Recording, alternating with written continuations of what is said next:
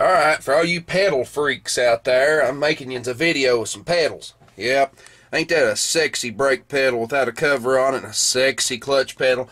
Nah, all jokes aside, this ain't got nothing to do with pedal pumping or anything like that, so don't get worried and cut it off. Anyway, here we go. Here's the problem. War smacked the flat, smack out. There we go, I'll spit it out in a minute. It won't stay on. This is the one that was on my clutch. This one was on this one. Well, the one on the brake pedal wasn't much better. I'm sure somebody reproduces these dang things, but, you know, I'm the kind of person I like to go buy it and put it on the truck type thing, and, you know, hell well. Anyway, I moved this one over. This one will stay on this pedal. This one's still in good enough shape to stay on. It's a little dry rotted around the edges and whatnot, as you can tell. It's not the greatest shape. Well, I was talking to an old boy the other day, and he said, "Hey, I got something to work on that." He said, "Oh, I went over here in the toolbox." He said, you have to get a little creative, though. And I'm like, creative? Okay. Well, anyway, see the general shape of the pedal pad. Well, this guy's a diesel mechanic. He pops out one of these. Yep, this is off an International. Probably about a 4900 series International, just a guess. I'm not real sure. But anyway, looks pretty darn close, don't it? Well, it's close. It's not exactly, but it's pretty darn close. So what we're going to do, you know, it fits on the pedal. I can get it down on there, but it's got a little bit of movement up and down in it.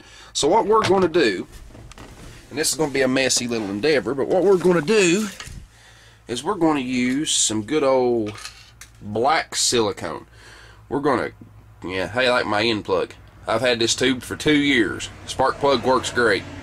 But anyway, I'm going to gob it up, and I'll show you some more when I get it back together. And as soon as it dries, everything should be good. Let it skim a little bit and then slap it on there. When it dries, I'll be able to get it off if I want to, and it should be stuck on there. So, more in a minute. Okay, point proven. Videos are unrehearsed. Videos are just as they come.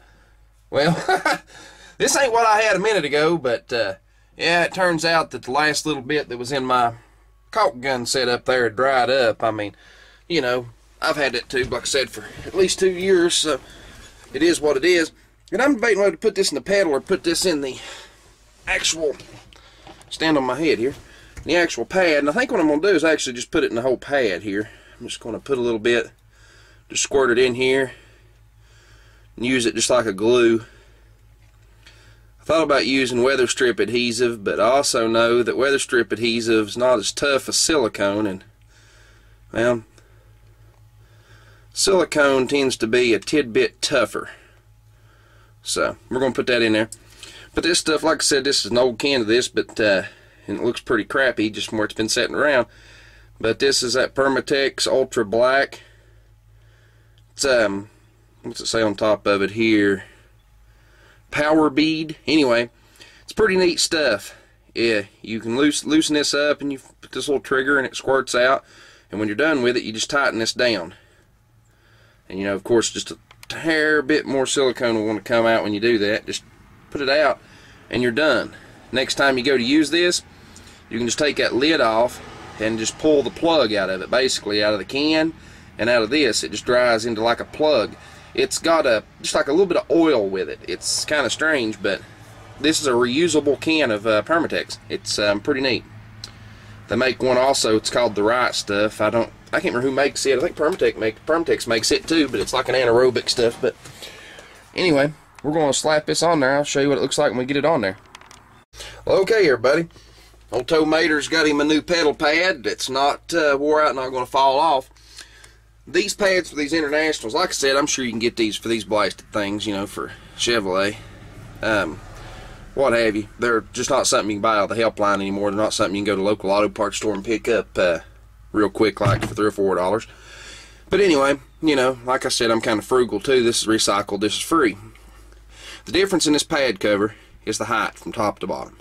The width is the same. It's about that much from the top of my finger to the top. It's about that much too big. So that's the reason I put a little silicone under it. Once this dries, it'll be in good shape. I also made sure that the lip, you know, they've got a lip on the bottom, you know, like I say, you know, goes over the pedal. It's pushed all the way up to the bottom of the pedal. The gap is actually on the top. Well, when you push on a pedal, you tend to push on it from right here is the average angle that you push on a pedal. You push on it from here. You know, as you can tell from the brake pedal that was on it, you hit it right here. So, you know, the clutch pedal is exactly the opposite. You tend to hit it from this outside edge. It's just if you look at your pedals, you'll see the same thing. A few people are different, but most vehicles are wore exactly the same way on the pedals.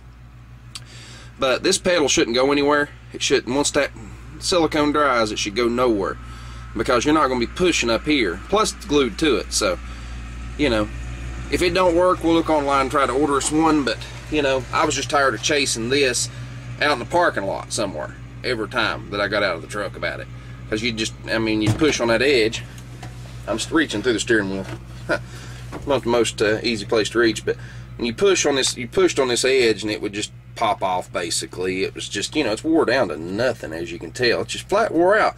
This truck's got over 1 million miles on it, 100% for sure got over 1 million miles on it. Is this the correct pad? I'm not real sure. I think that's the replacement style, and I think this was the original Chevrolet. This might actually be the original pedal pad. I'm not real sure. It does have numbers and stuff inside it. Don't see any GM markings. I'm not going to peel that one off because it's slightly on the rotten side. I want to get a little bit more time out of it. I actually glued it down too. I didn't show you that. Didn't really see the point, but I put a little bit under it just to hold it down. I usually do that on these. I usually put a little bit of black silicone under any pedal pad that I replace, because I don't care who you are, how you are, at some point in time you've kicked the pedal pad off. These newer cars are a little bit different because the pedals are so small, but on a truck you'll kick these off eventually. Put a little silicone under them, holds them down good, and they won't necessarily pop off.